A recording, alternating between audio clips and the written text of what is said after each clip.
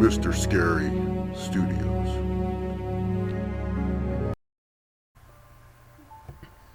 "Where did they say they're going again?" asked Laura. I sighed, Dad said. He was going to put gas in the car, and Mom needed to use the bathroom. The one here's broken. I studied Laura's face, knowing she was close to tears. She never wanted to be too far from our parents. Even though we could see them across the street at the gas station, Laura was worried they'd abandon her and she'd be stuck with her big sister forever. "Look," I told her, pointing out the enormous floor-to-ceiling window. "There's Dad next to the gas pump, and there's Mom running towards the bathroom. I guess she really had to pee." That got a giggle out of Laura, but I could still tell the waterworks were imminent.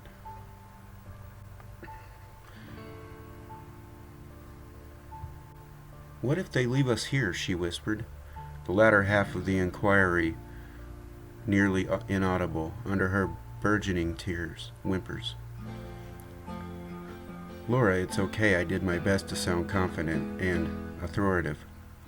Laura needed to believe with certainty they'd be returning momentarily. Otherwise, I'd be left with the blubbering wreck as we waited for our food in the middle of a crowded diner. "She's 4, I reminded myself. "You were scared of everything when you were 4.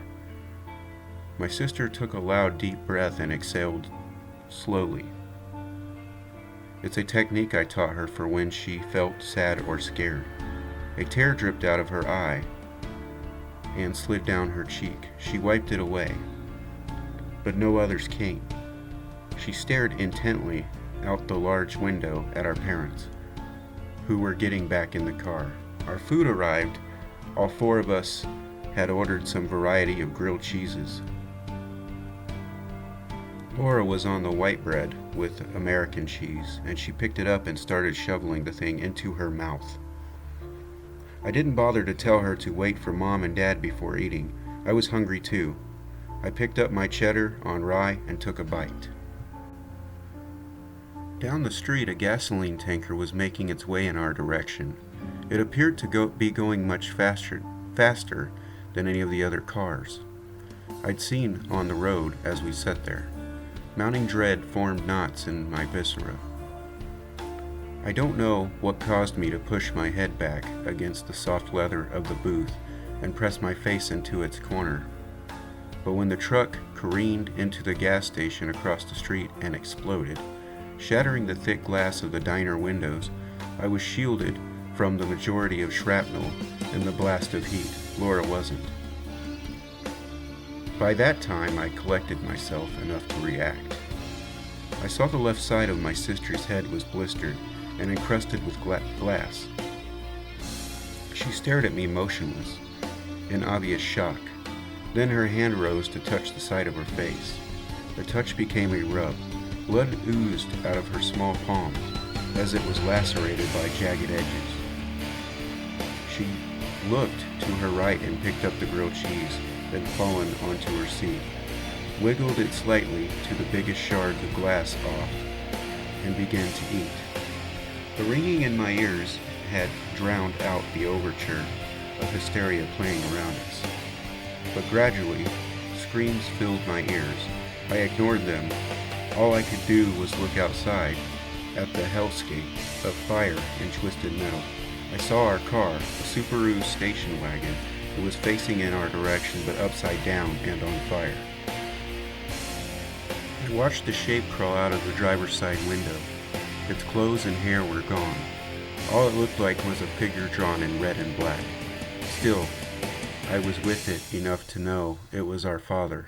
He hobbled over to the other side of the car and pulled another figure from the wreck. Mom, she didn't move. Dad collapsed to his knees in front of her, and after a few moments turned toward the diner. I noticed Laura's shock had worn off, and she'd begun howling in fear and pain. I tried to get her to calm down. It was an exercise in futility. Even I was crying, and near panic. I held her hands and babbled, "It's okay. It's okay." In the corner of my eye, I saw movement. I jerked my head around to see Dad moving toward the diner. He couldn't run, but he was hobbling on what looked like half a left foot. As he got closer, I could see how horrifically injured he was. Laura noticed him coming too, but didn't recognize him whatsoever. She screamed. Dad made his way to us as the wall of sirens grew louder. The details of his injuries became clearer, with every awkward step despite being burned. He was sopping wet. Fluid dripped from his hideous burns on his head, chest, and legs. He made it to our table and reached out, grabbing Laura. Laura twisted in his grasp and scratched his arm, gouging deep tracks in destroyed flesh. He pulled her out and held her tightly. I clambered onto the table and through the window and stood, stupidly, not knowing what to do or how to help. Dad's voice wheezed out of his lipless mouth over Laura's screams. It was hard to make out what he was saying. He clutched my sister against his oozing chest, and suddenly she realized who he was. She abruptly stopped shrieking and merely whimpered. Dad looked up at me and I got closer. He repeated what he said before, over and over, his voice gradually tapering into gurgling nothingness. We're still a family, we're still a family, we're still a family, we're still a family. I looked across the street at the motionless, charred figure next to the Subaru. Then I looked at Dad, still cradling Laura, despite having slumped over. I gently took Laura from our father's lifeless arms. She sobbed into my chest as I ran forward across the street. I darted between the blackened vehicles and unidentifiable wreckage. Still a family, I thought to myself and closed my eyes. The emergency co-workers managed to restrain me before we could reunite with our parents in the fire.